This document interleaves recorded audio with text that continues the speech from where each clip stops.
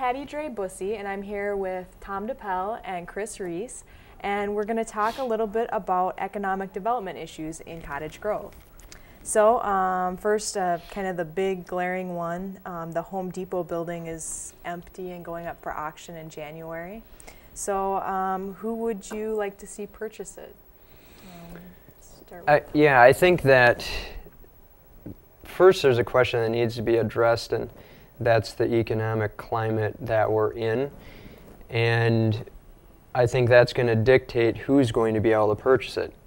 Personally, I don't care who does, because if it works business-wise for them, then it's a good, smart idea.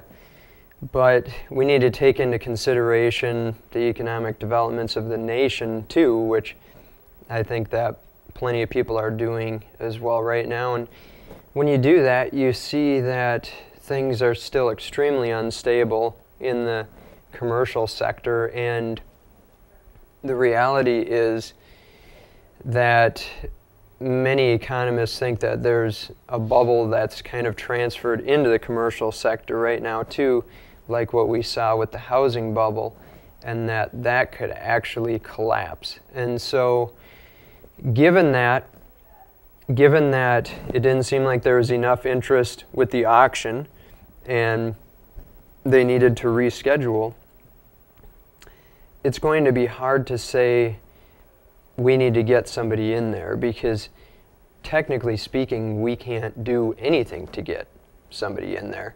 The economy has to be right, the timing has to be right, the business has to be right, and without those, it's not a plausible situation.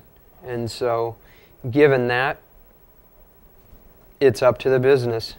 Mm-hmm. The realtor needs to market it, and whoever comes in, that's their choice.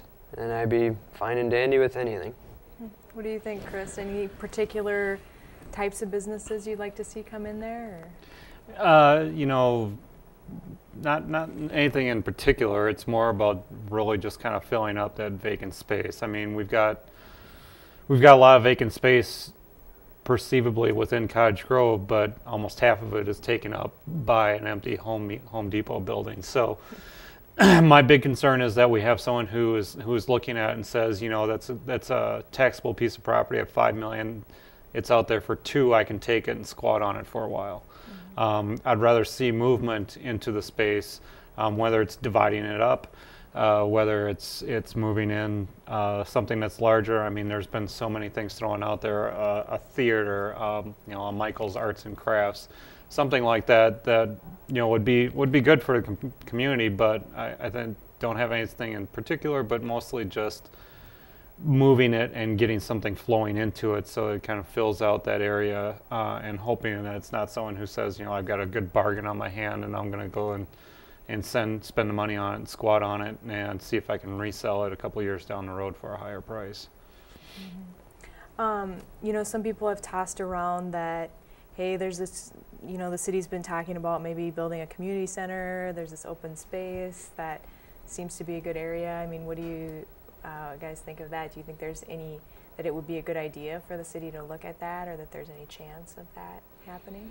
I think it's a very poor decision, and I still have the same view, if not even stronger, as I did when I ran for city council, and that is, right now, I don't see that we're at the end of the Great Recession, or whatever you want to call it. I think we still have a little ways to go, and you can see the cities that became reliant on LGA, they're suffering terribly because those were cut. Thankfully, Cottage Grove prepared to a certain extent, but the last thing we want to do is put ourselves in that position that these other cities did, where they're overextended, where they have costs that they can't cover, where they have to make these extreme cuts or extreme tax levies on the citizens that are already having an extremely hard time paying their own bills. You know, the community center has always been something that has been talked about for decades. It's just been coming to light most recently, and it's because there's been a lot of interest in it. but it's still, even from concept phase, quite a ways down the road to even before you start considering whether you're moving dirt or moving into a building. Regarding the Home Depot site, though, no, I don't think it's a viable area. I don't think you do have a lot of parking there, but I don't think you have the space, and I don't think you have the right building, quite frankly, to move something in there that would be viable to what you would want for a community center. I think everybody has their own ideas of what it should look like, but I don't think that's the space for it. Mm-hmm.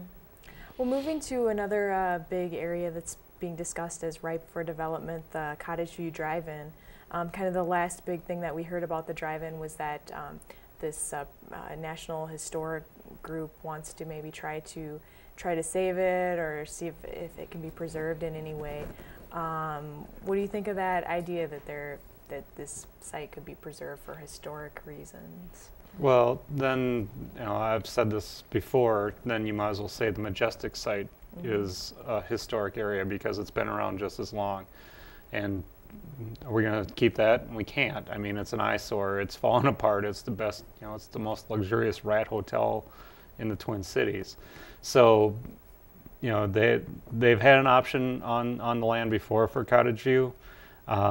He's got interest. They're not putting any money into keeping it up or maintaining it. If they find a buyer, let them sell to a developer and look at other options for, if people want a theater, then look at an option for what you can do that we can have one there year round. But to say that that's this area that's of historic significance, it's 40, 50 years old. We've got a lot of things in this town that are 40 or 50 years old or even older that I'd put precedent over than that. And I take the same view.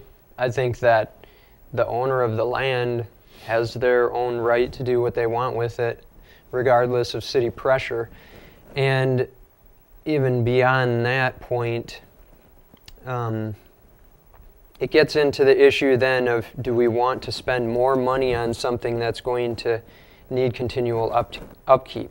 And I just think it's a terribly unwise thing to do, to take on another financial burden right now. I just don't see it. It's just not a good idea. All right. Well, thank you both very much. I really appreciate it. Thank you. Thank you.